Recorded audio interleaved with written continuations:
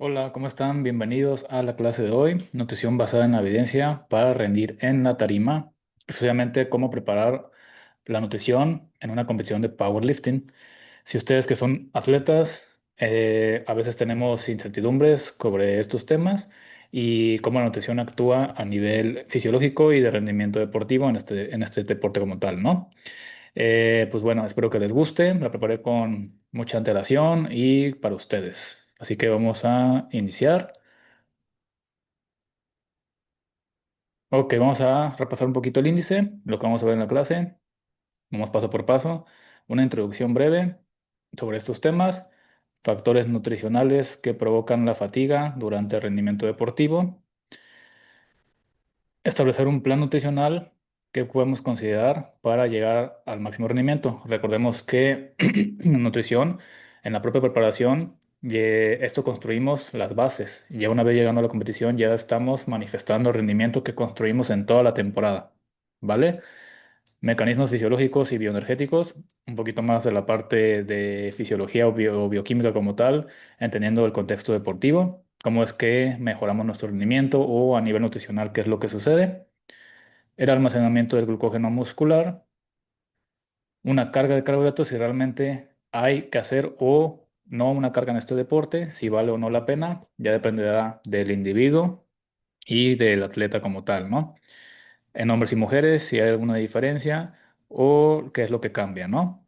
Alimentación previa a la competición, nutrición entrenamiento, antes, durante y después, la hidratación, protocolos de hiperhidratación y un ejemplo práctico de todo lo revisado, ¿no?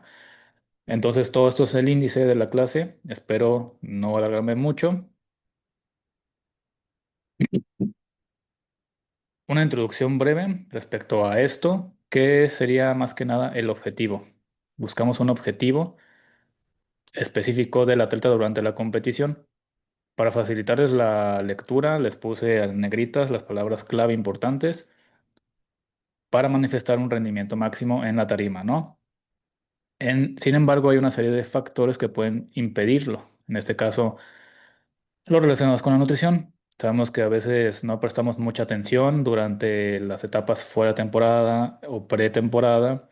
Y ya cuando estamos cerca de competir, es donde nos interesa cortar peso, hacer qué hacer con la nutrición. Me faltan bajar X kilos, no doy la categoría, por X o Y, ¿no? Entonces, si nosotros tenemos una alimentación adecuada, en este caso la nutrición viene desde antes de la competición en el principio de aplicar estrategias nutricionales que puedan reducir o trazar la fatiga o la aparición de estos mismos factores que vayan a un deterioro del rendimiento deportivo. También hay que considerar otros como atletas que viajan, en este caso, ahorita que va a ser el Nacional en Chetumal, todos van a viajar o la mayoría de atletas, que aquí cambia el aspecto nutricional. Que hay allá en ese estado, o cuando tocan ir al extranjero, a competir a mundiales o internacionales, estar comunicados con el especialista, si llevan nutricionista, o ellos con su educación nutricional, qué es lo que están haciendo respecto a cortes, mantenimiento de la categoría, o si están buscando recuperarse, ¿no? De sus sesiones de entrenamiento. Ahora, factores nutricionales que pueden provocar fatiga durante el rendimiento. Hay algunos factores que podemos observar asociados al mismo. Por ejemplo, tenemos que las reservas de glucógeno, en este caso más que nada en la etapa precompetitiva, donde son bloques de intensificación, bloques de volumen más altos, por ende mayor gasto energético, mayor oxidación del glucógeno, ¿no? Que también otros factores asociados a la fatiga puede ser una hipoglucemia, baja azúcar en sangre, mecanismos de fatiga central o a nivel neuronal, en este caso de la producción de fuerza, ¿no? Cuando muchas veces ya llegamos a una fatiga muy alta y no estamos comiendo suficiente para recuperarnos o no tengo el descanso adecuado, estoy entrenando de más, como se conoce como en la literatura overreaching, ¿no? Un sobrealcance, sobreestimulación. Una deshidratación, como tal se conoce que una deshidratación de más de un 3% ya puede deteriorar el rendimiento. ¿ok? En este caso, el power no es la excepción. Como todo deporte, requiere una buena hidratación y reposición de electrolitos. Una hiponatremia, una restricción de líquidos también durante mucho tiempo o no estoy suministrando suficiente. La regla general es 35 mililitros por kilogramo de peso. Si es que peso 70 kilos, voy a requerir X cantidad, 2,5 litros, por ejemplo, ¿no? Pero en deportes, pues esto puede irse a más. 50 mililitros, 60 mililitros, 45 mililitros por kilogramo de peso. Esto va a aumentar la demanda de electrolitos o de agua, ¿ok? Así como la misma ingesta energética. Molestias o trastornos gastrointestinales. A veces, como tenemos ciertos patrón alimentario, tenemos molestias. Me ha tocado con atletas que a veces vienen de comer muchos procesados o comen muchas grasas saturadas o mucho o poca fibra y de repente empiezas a meter alimentos una calidad nutricional mucho mejor, empiezan a sentirse diferentes a nivel de estomacal, e incluso empiezan a ir mejor al baño, o incluso ya cuando vuelven a retomar o comen algo de este tipo de comidas, se sienten mal. Aumenta el pH, se pone más ácido, etcétera, etcétera, ¿no? Este gráfico de al lado, vamos a ver algunas necesidades que podemos considerar o qué factores nutricionales, ¿no? Vamos a ver importante lo que es la duración e intensidad del entrenamiento, condiciones ambientales, el estado de entrenamiento del atleta, que nos deriva a estrategias. Una vez con nosotros comprendiendo todas estas sesiones cortas o de baja intensidad, normalmente la demanda de carbohidratos o el gasto calórico o la ingesta de líquidos puede ser un poquito menor. En sesiones largas, que normalmente hablamos de sesiones largas en powerlifting como SBDs de volumen, básico y variante, dos básicos y accesorios con muchas series y repeticiones, podemos aumentar la ingesta de hidratos de carbono estratégicamente y la ingesta de líquidos por la tasa de sudoración. También otro factor importante viene siendo el estado del atleta. No es lo mismo un atleta adaptado que uno que está poco adaptado. Alguien que ya está muy adaptado a cierto gesto, cierto deporte o cierto bloque de entrenamiento, volumen o intensidad, normalmente gasta menos energía para hacer el mismo trabajo. En este caso, tiene menor eficiencia metabólica. Sin embargo, un atleta menos adaptado tiene más posibilidades de adaptarse. Puede tener mayor gasto calórico porque no está adaptado todavía. Esto también pasa cuando aumentamos la intensidad del volumen o pasamos de un volumen muy bajo a un volumen más elevado. Puede aumentar nuestro desgaste, nuestra fatiga, por ende más energía necesitamos. Otro factor que a veces no se presta mucha atención es cuánto agua, cuántos electrolitos, que viene derivado de las condiciones ambientales, calurosas, húmedas, frío, etcétera, etcétera, ¿no? Todo esto nos va a dar información y el entorno como tal y saber dónde en la nutrición previa al evento, maximizar el glucógeno. Durante, mantener el rendimiento, porque el rendimiento ya no va a aumentar. Ya lo construí en mi preparación. Yo solamente voy a manifestarlo en la competición. Lo que yo construí, para la redundancia, ¿no? Y la evaluación de rendimiento. Ajustes individualizados que vamos haciendo en la preparación o en la misma midweek, ¿no? En caso de un corte de peso como tal.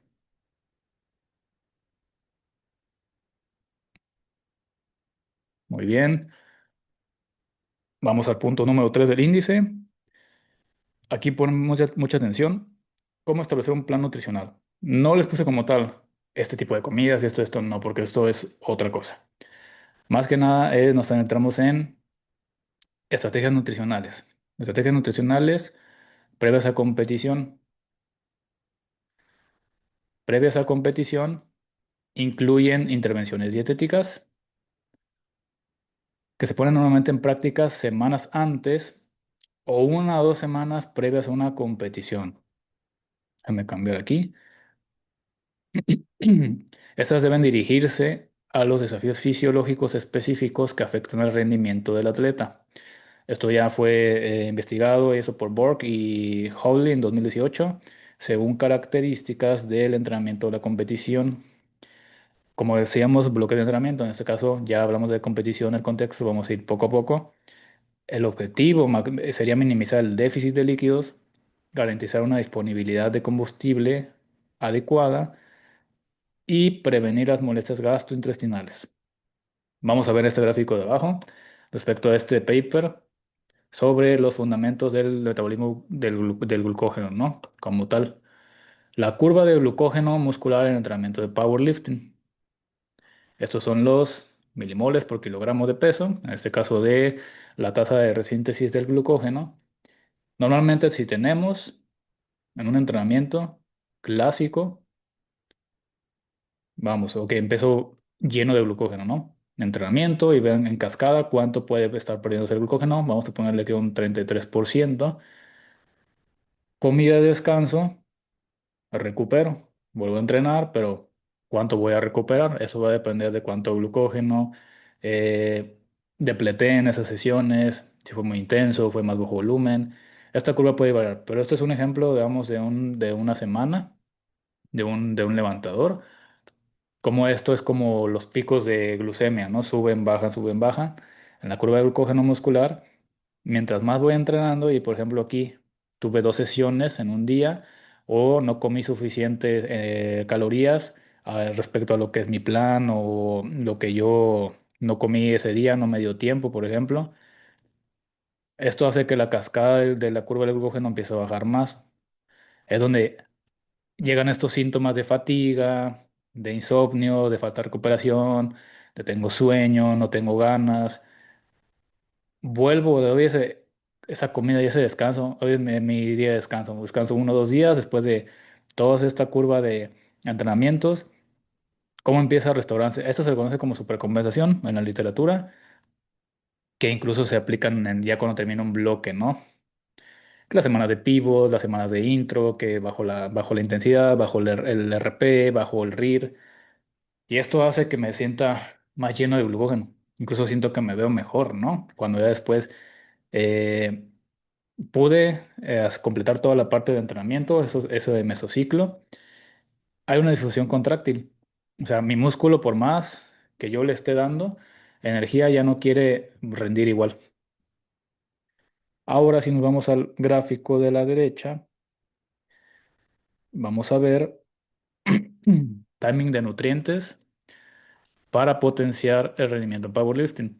Normalmente en los preentrenamientos o con comidas antes de entrenar, que viene siendo 2, 3 horas antes, algunos dicen 4 horas, preparar energía, optimizar el almacenamiento del glucógeno, ¿no?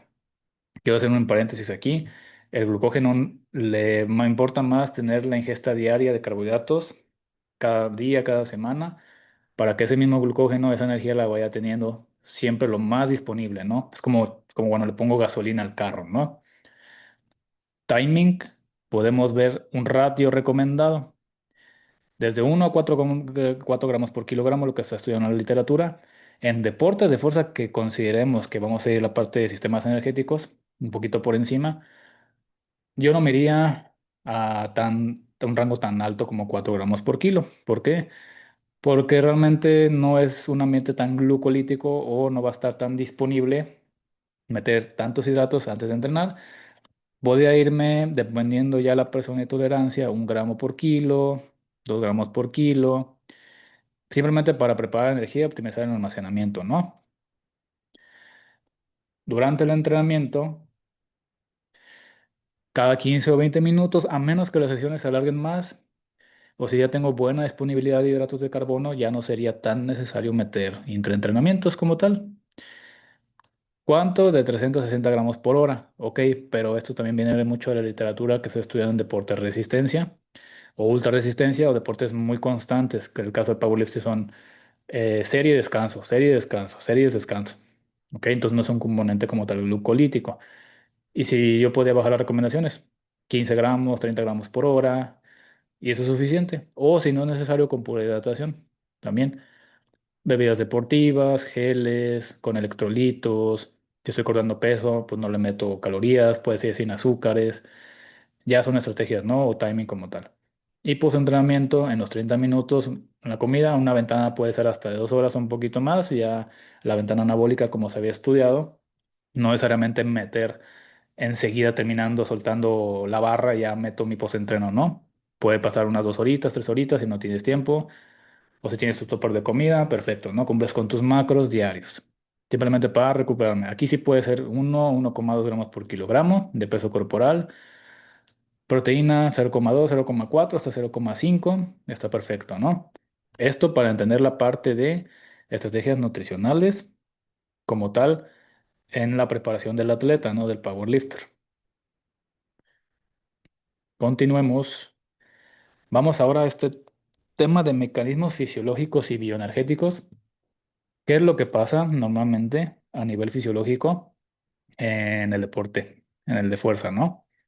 Nosotros vamos a ver el agotamiento de las reservas corporales de hidratos de carbono, que son las principales causas de la fatiga. Cuando estoy en una especie de dieta baja en carbohidratos, dieta cetogénica, en cualquier deporte que ya Luis Borg, uno de los mejores nutricionistas del deporte que ha habido, y otras investigaciones que el glucógeno bajo o dietas bajas en carbohidratos o cetogénicas no son lo mejor para el rendimiento deportivo y en el caso de la fuerza no es la excepción. Aunque ya se ha demostrado que dichas reservas no se agotan en unas sesiones nada más. Por ejemplo, si hago 3 sesiones o 5 sesiones con un volumen bajo moderado, mi glucógeno se va a restaurar en esas horas posteriores, 24 horas.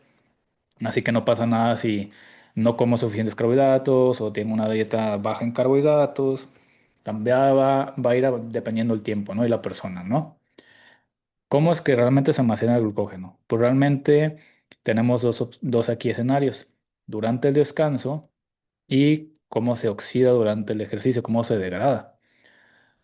Cuando nosotros estamos en descanso, digamos que ya entrenamos y todo, como comemos carbohidratos, se agrega insulina, igual como cuando comemos proteínas, se segrega la insulina, porque también se agrega insulina el consumo de proteína.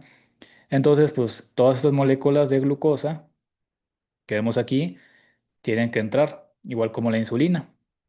Entonces se generan esos picos fisiológicos de insulina, ¿no? Ya receptores o algunos canales como la GLUT4 tienen que sintetizar y ayudar a pasar toda la glucosa. Aquí ya entra si eres sensible a la insulina o resistente a la insulina. Por medio de alguna enzima que es la glucogenina. Todas estas moléculas de glucosa aquí vamos a ver cómo entran al sarcolema y al músculo, que si ya vemos cuando hacemos ejercicio, lo mismo en la célula muscular se almacena glucógeno y todo este metabolismo energético viene de donde se descomponen estas moléculas por medio de la glucólisis, ¿no? El ciclo de la propia glucólisis en el ciclo de Krebs. Y pasan todos esos intermediarios para a crear ATP, que es, ya sabemos que es la famosa moneda energética para esa contracción muscular y poder tener energía para el rendimiento deportivo o como tal mi actividad física, ¿no? Ahora, si nos vamos a la derecha en el gráfico, vamos a ver una activación muscular en el caso del powerlifting, sistema nervioso central, que es el que comanda estos impulsos nerviosos, especialmente por las fibras tipo 2, tipos A, tipo 2B, 2X, como se conocen, que se reclutan de forma rápida, ¿no? Entonces, por medio del ATP, aquí ya entramos a los fosfágenos, ¿no? De los sistemas de energía. Esfuerzos cortos y muy intensos que utilizan. Como yo siempre pongo ejemplo, un cerillo. Pones un cerillo, te dura unos 10 segundos, 5 o 10 segundos y se evapora. Es exactamente lo mismo aquí. Esa es la llamada, el ciclo de los fosfágenos, ¿no? Fosfocreatina, el ATP aporta energía explosiva en los primeros 10, 15 segundos o 5, 8 segundos. El glucógeno almacenado aquí que ayudaría es como un amortiguador. Por supuesto, los sistemas energéticos no son aislados, aquí van a ayudar muchísimo, ¿no? Para llenar esa resíntesis de ATP, de glucosa estable. Y en el metabolismo glucolítico o en el gasto energético, ya hablando de bloques un poquito más pretemporada o una off-season, que hagamos más volumen de entrenamiento, más repeticiones por serie, pues obviamente ocurre más alta demanda energética, glucosa, glucógeno, y aquí otros intermediarios como ATP, lactato, y vamos a ver también aumento del cortisol, mayor estrés sistémico o a nivel metabólico, que por eso aumenta el gasto energético. ¿Ok? Espero que me hayan entendido. Hasta ahorita todo claro. Y de ahí una recuperación y una adaptación. Proteínas que se descomponen en aminoácidos. Esto por medio del ejercicio que generamos fatiga, generamos un estímulo para después adaptarnos y construir. ¿Ok? No porque yo coma más proteína después de entrenar voy a construir más músculo, ¿no? Aunque me haya esforzado y haya sacado un PR y lo logré, ¿no? Al final esto es acumulativo. Es un proceso. Entonces, pues como retomando, levantamientos cortos e intensos, desde 1 a 5 repeticiones, como se ha estudiado, que tienen las mayores ganancias de fuerza. Entonces, este mismo glucógeno participa con con los fosfágenos, pero el prioritario en una competición son los fosfágenos, que es va a priorizar eso para resintetizar ATP. Y como decía, el glucógeno es un amortiguador. Por supuesto, te va a ayudar para que te recuperes y puedas desempeñar y no llegues a esa fatiga antes de tiempo. Ahora sí, almacenamiento del glucógeno muscular, el índice número 5.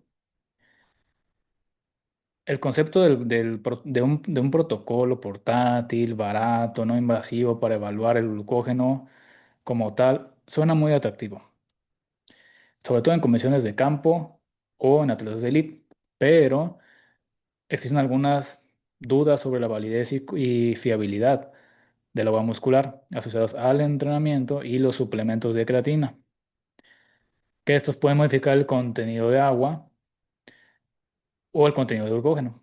O sea, realmente, ¿qué tan certero puedo ser que cuánto glucógeno necesito realmente o con cuántos gramos de hidratos me puedo llenar bien o puedo rendir como tal o mi dosis diaria recomendada? No lo sabemos, sobre todo si trabajamos con atletas a distancia, nos hacemos unas valoraciones o físicas o como tal una historia más clínica deportiva, ¿no? Pero bueno, entendiendo un poquito esa parte. ¿Cómo es el uso de los depósitos de glucógeno durante el entrenamiento de fuerza? Tenemos los reservorios que son el músculo y el hígado, ¿no? Donde prefiere. También se puede ir al tejido adiposo. Si hay un exceso calórico sostenido en el tiempo, obviamente voy a incrementar tejido adiposo, pero no vamos a hablar de eso, ¿ok? El almacenamiento del glucógeno normalmente está estudiado que es de 300 gramos a 700 gramos por toda esta zona, ¿no? A nivel muscular. Todas esas partículas de glucosa. Esto es tejido adiposo. Es la fuente principal de energía durante los levantamientos de alta intensidad. ¿Ok? En el hígado se almacena menos, pero me ayuda a mantener la glucosa estable en sangre para esfuerzos prolongados. O sea, trabajan en sinergia, pero es prioritario porque el almacén del glucógeno es mucho más grande. Un refri más grande o un refri más chiquito. ¿Ok? Libera glucosa para mantenerse estable en este aspecto y en periodos extendidos. En el powerlifting dudo mucho que esta glucosa a nivel del hígado se vaya a utilizar como tal así toda, ¿no? Por eso va a preferir otros sistemas de energía. ¿Cómo está distribuido el glucógeno en la fibra muscular o en la fibra muscular esquelética? Déjame cambiar acá.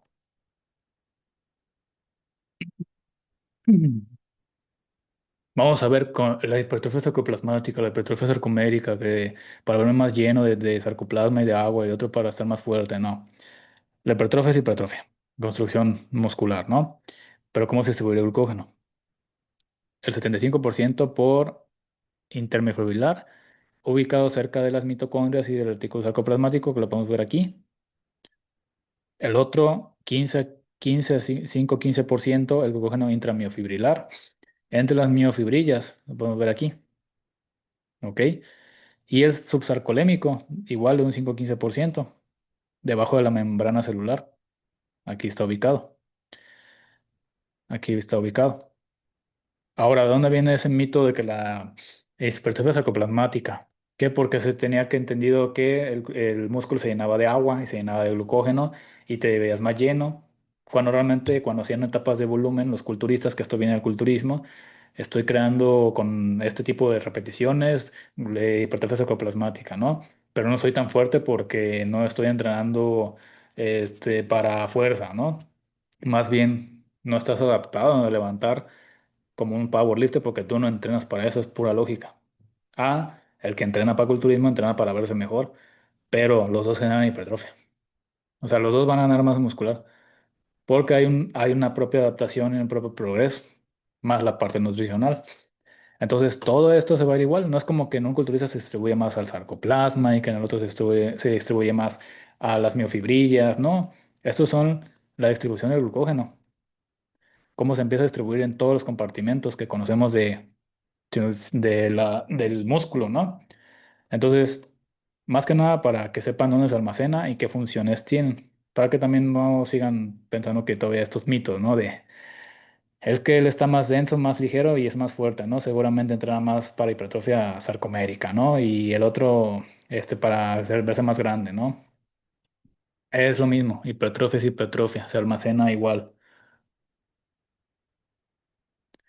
Ahora, carga de carbohidratos en los deportes de fuerza. Las revisiones que hay como tal no son muchas. Y tomamos en cuenta algunas que hay de otros deportes que están más estudiados, repito, en deportes de resistencia, pero que podemos sacar de bueno también. Este estudio de Heukendrup, ya del 2017, apoya la idea de que el front loading, aumentar carbohidratos antes de las sesiones o competiciones muy demandantes, y de periodizar según carbohidratos según mayor volumen o intensidad, ¿no? En el caso de bloque de entrenamiento. Este otro de 2022 sugiere que entrenamientos de fuerza cortos, la mejora aguda de añadir carbohidratos puede ser muy pequeña. Ojo, ahí te está diciendo que es muy pequeña. Pero en sesiones muy voluminosas o de muchas series por movimiento o por grupo muscular puede tener algún beneficio, ¿no? Pero como tal, ya vamos a ir viendo que si vale o no vale la pena hacer como tal una carga. El otro estudio aquí nos dice que apoya individualizar el frontloading, subir carbohidratos en días clave. Tiene lógica, pero no necesariamente de aplicar altos todos los días, a menos que busques ganar como un off-season, ganar peso corporal, subir de categoría, pues mantienes las calorías, mantienes los hidratos, no pasa nada. En casos de déficit o bajada de categoría, utilizar una forma de estrategia. ¿Va? La ISSN, la International Society of Sport Nutrition, que nos dice, desde 2017, respalda que el post-entrenamiento, el backloading, después y inmediato de carbohidratos y proteína, que esto acelera más la recuperación, ¿no? Como tal, entre sesiones. Otro estudio de 2021 no encontró ventajas de cargar carbohidratos como se hace típicamente en deportes de resistencia, que esto ya se van hasta 6 a 10 gramos por kilogramo. Ojo, en deportes de resistencia. Y para mejorar la fuerza masa muscular durante semana de dieta de entrenamiento, o sea, durante una semana. Entonces, como tal, mucha de la evidencia me empieza a decir que no es necesario que yo cargue con 6 gramos, 10 gramos por kilogramo en este deporte porque no es glucolítico, es más fosfagénico, energía inmediata, explosiva. Y este hecho en culturismo, protocolos de carga, 36-48 horas, aumentan el volumen muscular por el glucógeno más agua, lo que puede ayudar a controlar control de peso y estética, ¿no? Pero para fuerza, los efectos directos son menos claros. Vuelvo a lo mismo, la evidencia misma nos dice que no hay necesidad de meter cargas o irnos a rangos muy elevados que están hechos o han sido estudiados para deportes de resistencia o ultra resistencia.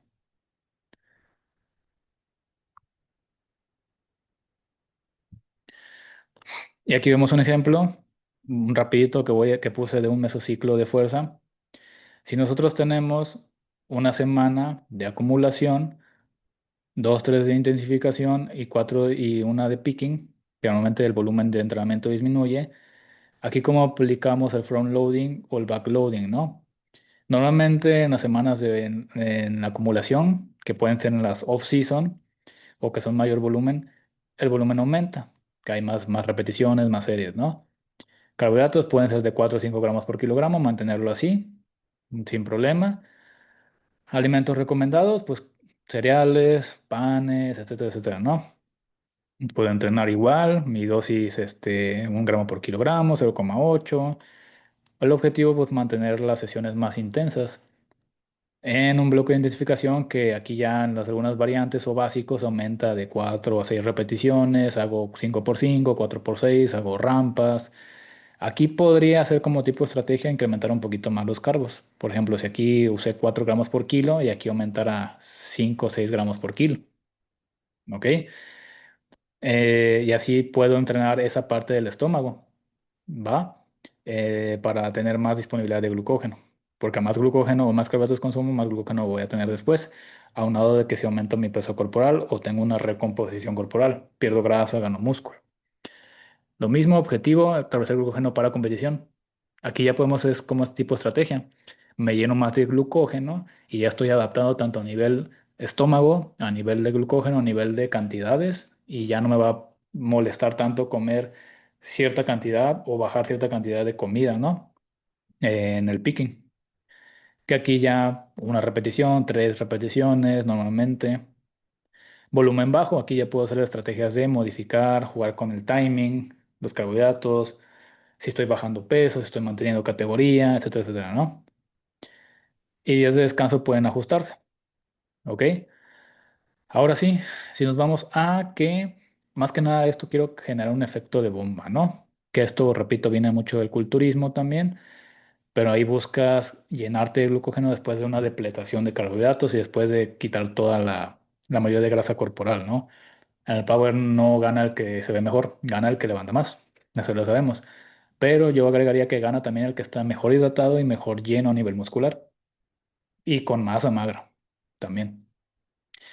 La mayoría de la evidencia clásica sobre carbohydrate loading, estrategias para cargar carbohidratos antes de la competición, viene de deportes de resistencia, como correr, ciclismo, natación, para esfuerzos largos, aquí lo está diciendo, esfuerzos largos. En el Power no tienes esfuerzos constantes largos, tienes esfuerzos mínimos cortos de 9 intentos, 3 por movimiento. Entonces es un esfuerzo más neuromuscular. Sin embargo, en deportes de fuerza y entrenamiento de resistencia la evidencia es escasa. Por eso no me puedo basar aquí en ciencia, tengo que basarme en evidencia, constatando la poca información que hay hasta el día de hoy. De ahí viene el título. ¿Ok? Ahora, carga de caballos hombres y mujeres. Realmente no hay diferencias como tal, simplemente que las mujeres por menos masa magra, a diferencia de los hombres, requieren menos cantidad de hidratos. Que si una fase lutea, que si una fase folicular, una oxida más hidratos, otra oxida más grasas. Fisiológicamente o biológicamente las mujeres oxidan más grasas por su propia biología, ¿no? Pero hay mujeres muy adaptadas por su masa magra, por su deporte, que sí oxidan buena cantidad de hidratos. ¿Ok? Yo con mujeres powers que he trabajado les he puesto desde 2 gramos por kilo hasta 4 o 5 gramos por kilogramo y ya si no son resistentes a la insulina, tienen buena composición corporal, por supuesto que pueden consumir y necesitan consumir suficientes carbohidratos para poder recuperarse y rendir. No solamente en comer menos, sino en pocas calorías, sino comer suficiente. Eso es lo importante también porque estamos hablando de rendimiento deportivo, no de estética. Durante el powerlifting, quiero hacer un hincapié. Este tipo de gráfico viene de deportes de resistencia, pero tratar de adaptarlo con la IA y con la información y los estudios, pues es complicado, ¿no? Y a veces, pues la IA tiene errores. Entonces, durante el powerlifting, realmente lo que va a favorecer, como decía, el sistema energético predominante es el ATP, los fosfágenos.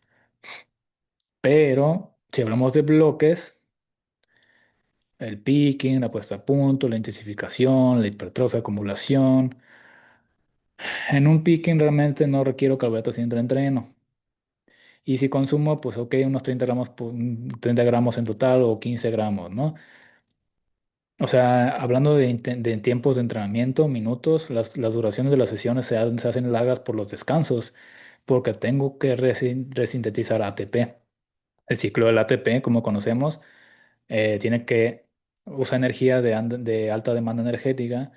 Entonces, para esto, de los tres trifosfatos, pierde uno, se vuelve adenosindifosfato, Y aquí es donde la fosfocreatina y los fósforos inorgánicos tienen que restablecer todo el ATP para volver. Es por eso que los descansos se recomiendan que sean un poquito más largos, ¿no? Y ahora sí estamos en un meet, en un evento que normalmente, dependiendo de la cantidad de atletas, puedes descansar 6 minutos hasta 15. Digamos que eso también se entrena porque ahí te vas dando cuenta cuántos atletas son, dependiendo cómo se dividen los hits y cuánto tiempo vas a descansar en promedio, ¿no? Si tardan un minuto, 30 segundos cada uno, ahí te das una idea, ¿no? De cuánto tiempo vas a descansar entre intentos. Y más que nada la parte de la ingesta de líquidos, como tal, ya en una competición. En un ambiente de competición va a favorecer el ambiente glucolítico, perdón, el fosfagénico, ¿no? Y ya glucolítico viene siendo más bloques de volumen, bloques de hipertrofia. Las series duran un poquito más, pueden durar 20 segundos hasta 40 segundos. Si control las repeticiones, el tempo, todo, ¿no? El volumen de entrenamiento. De hecho, ya cambia un poquito la parte fisiológica, ¿no? Más un anaeróbico glucolítico, con presencia más de lactato o ácido láctico, como se suele conocer, y del ATP, como del fosfágeno, ¿no? Cómo empieza a restablecer. Aquí ya puede entrar la creatina, la cafeína como ayuda ergogénica o de mejorar la concentración o la vigilia, ¿no? El estado de alerta. Y ya algunos bloques que podemos meter algún tipo de pues intensificación, pueden ser, dependiendo de la duración de la sesión, que realmente no me voy a llevar más de 2 horas.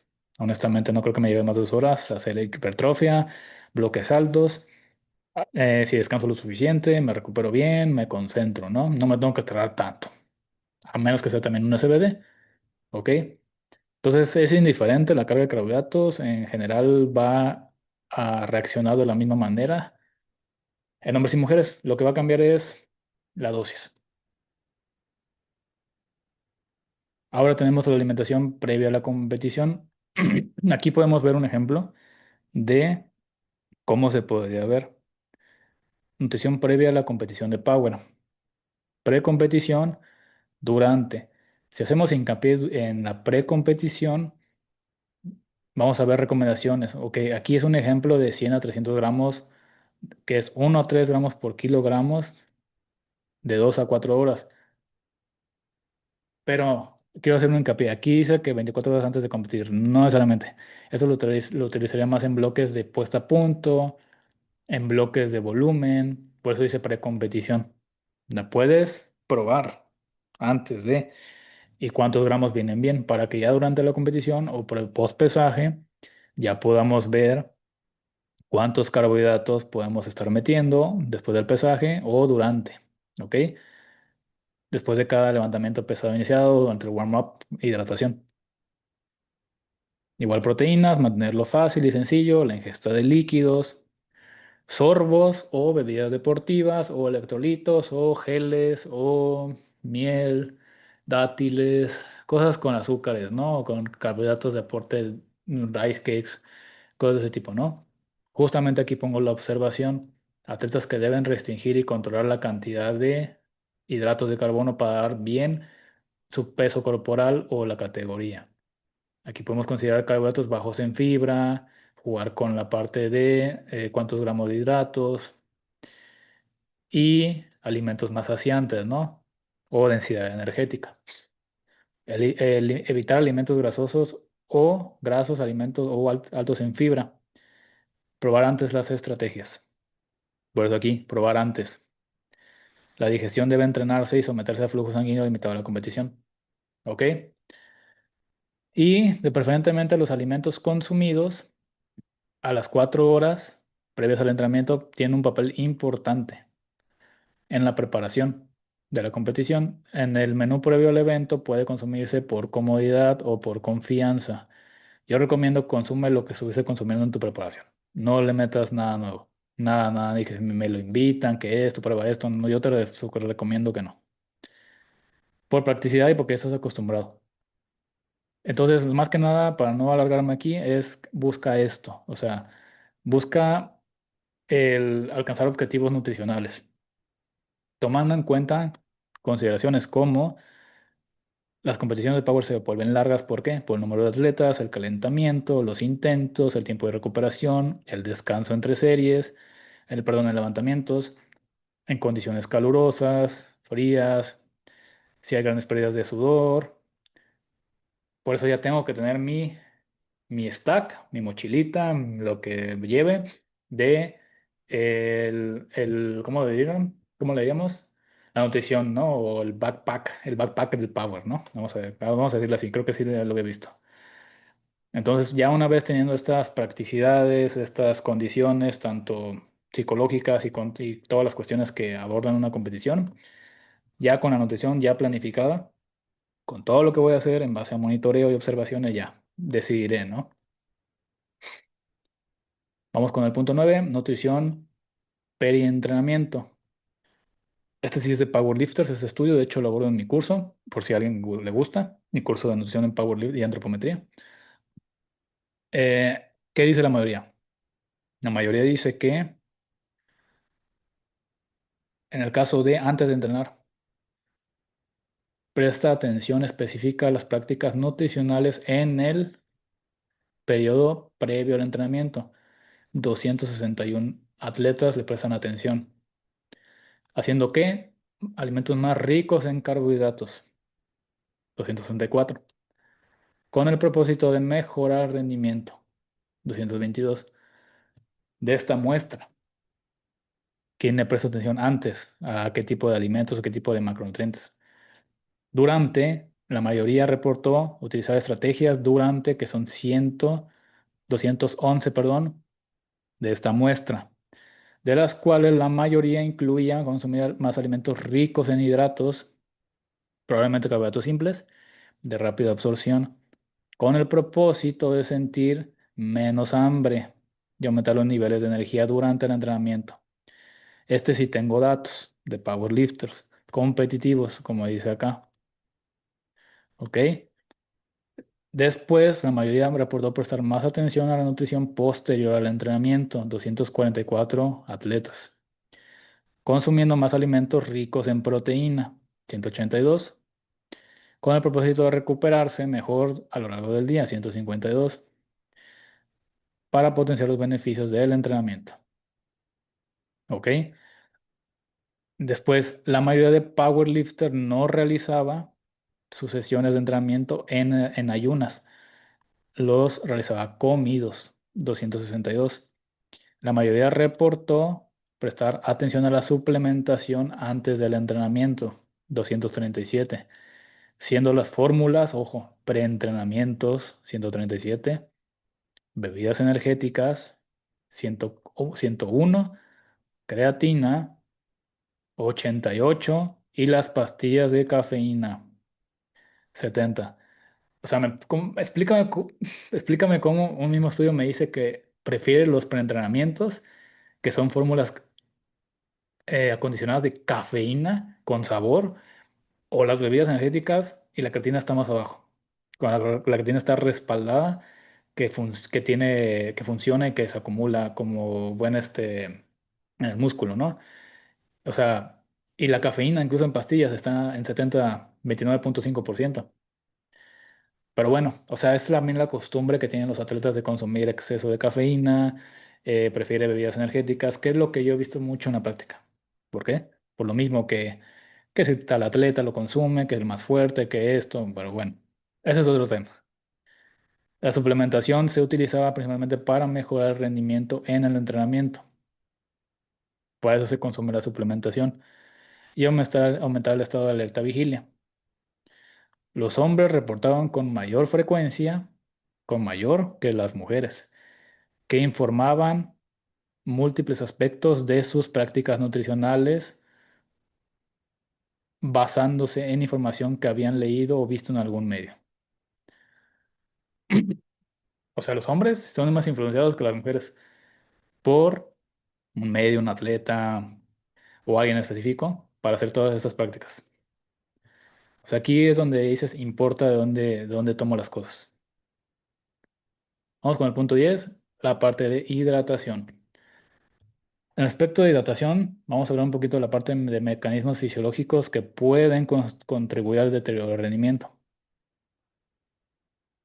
del entrenamiento en ambientes cálidos calurosos. Si tú entrenas en este tipo de climas, me vas a entender cómo es que estarse hidratando suficiente, ¿no? Las pérdidas de agua proceden en proporciones variables del plasma, del agua extracelular y la intracelular. Cualquier disminución del volumen plasmático afecta negativamente a la regulación térmica, esto quiere decir, y a la capacidad del entrenamiento. Cuando la tasa metabólica es alta, el flujo sanguíneo es alto a la piel para la convección del calor y la superficie corporal. Eso quiere decir que tu temperatura corporal tiene que regularse para poder mantener estable tu misma condiciones que estás perdiendo con el sudor, electrolitos y todo para mantener y no caer en una hiponatremia, ¿no? Por deshidratación. Que eso es lo que me lleva a los mecanismos. Tenemos cardiovasculares, sistema nervioso central, factores periféricos, psicológicos, respiración. Tenemos algunos efectos. Tensión arterial, que influye en la deshidratación, sí, todas. Sistema nervioso central, metabolismo cerebral, niveles de neurotransmisores, temperatura, metabólico, retroalimentación aferente, confort térmico, calificación del esfuerzo percibido, motivación, expectativas, hipocapnia, alcalosis, sensaciones respiratorias.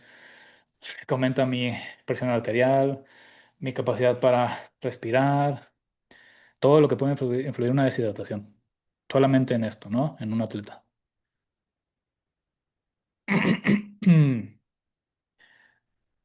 Ahora, ¿qué sería más importante recuperar? En el caso de deshidratación, ¿qué es lo que más pierdo, más necesito mantener estable? Por medio del sudor, el sodio. ¿Y dónde está? El sodio y el cloruro. Estos dos son los más abundantes a nivel extracelular, que es el principal electrolito, el sodio, y el cloruro, que se localiza igual en el espacio extracelular, que es el anión. Uno es el cation, otro es el anión, pero es los que tienen mayor fracción de pérdida de líquido. El sodio es muy variable, así que puede ser prácticamente por pérdida de calor, por la orina. am, el sodio, que es uno de los más importantes aquí en todos los deportes. Si vemos aquí en la tabla, vamos a ver que en el sudor, aproximadamente lo que se puede llegar a perder. En el plasma, la cantidad de sodio que puede haber. Y intracelular. ¿Y cuánto me da? O sea, si sacamos cuentas, cuánto sodio puedo estar necesitando. Lo, si no me equivoco, el rango normal de sodio puede estar en 2000 miligramos al día o 1500 miligramos por decilitro, o sea, dosis diaria de miligramos. Pero en atletas o en tasas de sudoración más elevadas puede ir hasta más, literalmente más. A veces consumimos suplementos que no necesitamos, por ejemplo, potasio, calcio, multivitamínicos, magnesio, cuando no lo necesito. Con una vez mejore mi dieta, mis dosis diarias las cubro sin problemas. Entonces, mejor pienso en mi aspecto, mi contexto nutricional de todo cómo está haciendo mi dieta antes de pensar en gastar en multivitamínicos o vitaminas aisladas o minerales aislados. En el caso del sodio, si me falta más sodio, sal mis comidas, igual alguna que otra vía electrolítica, se pueden hacer caseras también, pero hay que ver la fórmula, cuántos miligramos me aporta por porción. Entonces, más que nada, el sodio y el cloruro son de los más importantes, de los que más se pueden perder y los que más necesitamos. A veces pensamos que más magnesio, que los calambres, que el potasio, pero eso lo conseguimos mucho de la dieta. Y aquí la importancia, ¿no? Protocolos de hiperhidratación. Ya vamos a ir terminando. Vamos a ver aquí muchos atletas, de lo que he encontrado de estudios como tal, muchos atletas participan en pruebas en las que es inevitable una deshidratación. En el powerlifting, a menos que hayas hecho un corte de peso, sudoración activa o pasiva, metidocardio, restricción de líquidos, que a veces se suele hacer para los cortes de peso, entonces esto supone un reto, ¿no? Porque puede haber una pérdida de rendimiento, incomodidad, acá cuestiones de salud. Eso es lo peor de todo. Entonces, dicha deshidratación puede producirse cuando la tasa de sudoración es extremadamente alta. Ah, me voy a correr con suéter, voy al calor, voy a hacer cardio, voy a restringir mis líquidos, ¿no? Y todo eso. Luego que el sauna, ¿no? Entonces, cuando hay poca oportunidad para después rehidratarse, ¿no? Pero en el levantamiento de pesas tiene puntos muertos para hidratarse entre intentos y levantamientos. Así que no hay que de qué preocuparme para hidratarme durante el evento, porque pues tengo. O sea, no me voy a demorar nada en hidratarme, ¿no? Esa es la ventaja, ¿no? No es como otros deportes. Y vamos a ver algunos estudios. Por ejemplo, este encontró que la hipohidratación deshidratado disminuye el rendimiento en ejercicios de resistencia como serían la back squat. Por eso, chicos, atletas, empezar bien hidratados. Mi warm-up. Otro estudio que me dice que el 1 RM en banco tras la deshidratación o restauración de líquidos indica efectos variables de la deshidratación sobre la fuerza máxima en press de banca. Ya terminaste squat, luego tienes que ir a bench, come algo, hidrátate, mantén tu temperatura corporal y tus reservas lo mejor posible. Este otro estudio habla o revisa varios estudios, que es un metaanálisis, que es una recuperación de varios estudios sobre la deshidratación. E indica que la deshidratación reduce la resistencia a un 8%. Resistencia, no fuerza, ¿eh? Pero también puede afectar la fuerza y la potencia. ¿Ya ves?